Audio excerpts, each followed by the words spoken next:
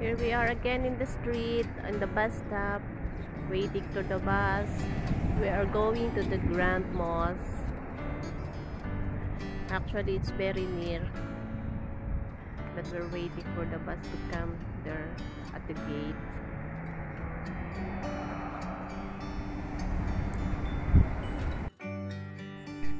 And here we are in the gate. Dito na tayo bumaba.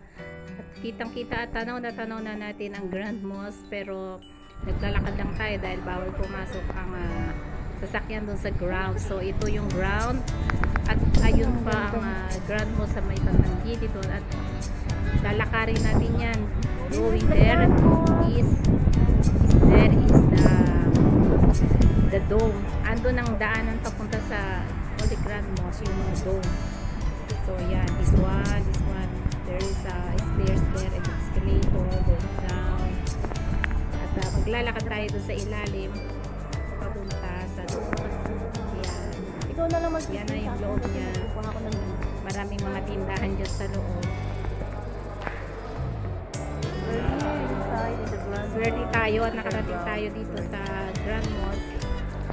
Actually, akala ko mga Muslim lang ang nakakapasok dito, pero pwede rin naman pala ang mga turista. Naging once in a lifetime ay nakapunta tayo ng Dubai and Abu Dhabi at nakapasok tayo sa Grand Mosque ng Abu Dhabi. Ito yung structure niya na ipinakita dun sa loob. Pagkatapos ay lakad tayo ng lakad dyan sa sobrang malayo din naman yung mga parang mga ilang kilometer, 1.5 kilometer ang lalakarin natin para tayo rin makahapon sa Grand Mosque na ito. We are walking. Let's go. Pwede naman na nakalimutin. Hindi naman bawal sa loob. Wala ka dito.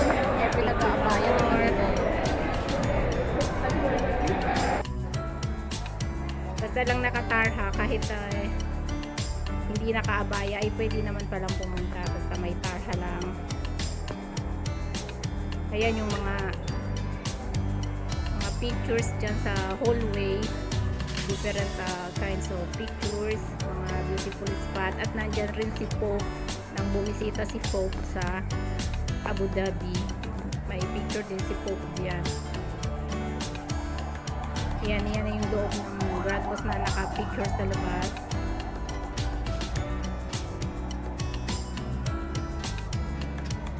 So let's see inside. It's almost 1 kilometer, maybe 1 kilometer ang nilakad namin dyan papasok sa loob.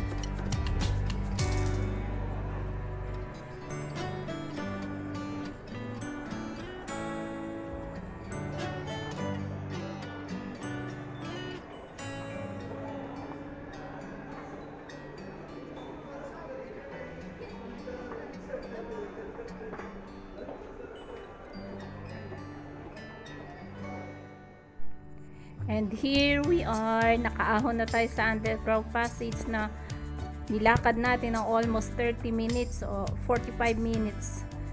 At ngayon ay narito na tayo sa ibabaw, talagang nakalapit na tayo sa Grand Mosque ng Abu Dhabi. So, tingnan natin dito kasi ang bawat nagpupunta dito talaga ay nakapila din naman.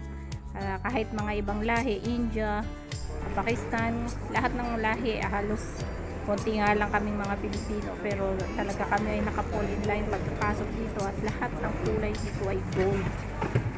Kasi ang mga dome at mga ayan, ang mga poste ng building ay puro gold at ang kanilang malaking chandelier ay golden. So I think this is a very holy place, but one of the tourist attraction here in Abu Dhabi. Let's go inside and follow all the rules inside. But picture taking can make selfie here inside.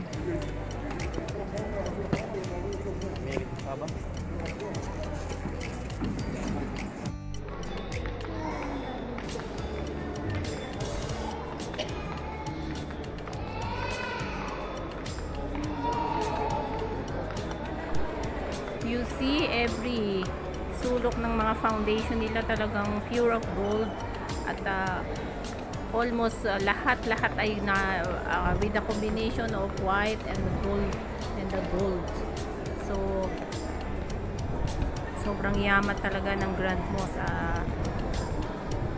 Puro gold talaga siya. And ayun nga pala, mega shoutout nga po pala sa ating mga kaibigan kay Marie Cornish channel, my friend Pajak, and my friend Uncle Boy, and sa mga hindi po pa Bike TV, mega shoutout, at sa mga iba po nating mga friends na hindi ko nabanggit, mega shoutout po sa inyong lahat. Hope you enjoy watching, at sana po ay patuloy niyong supportahan ng aking channel, Luis M Vlog, at patuloy po tayong magsama-sama, at see you for more.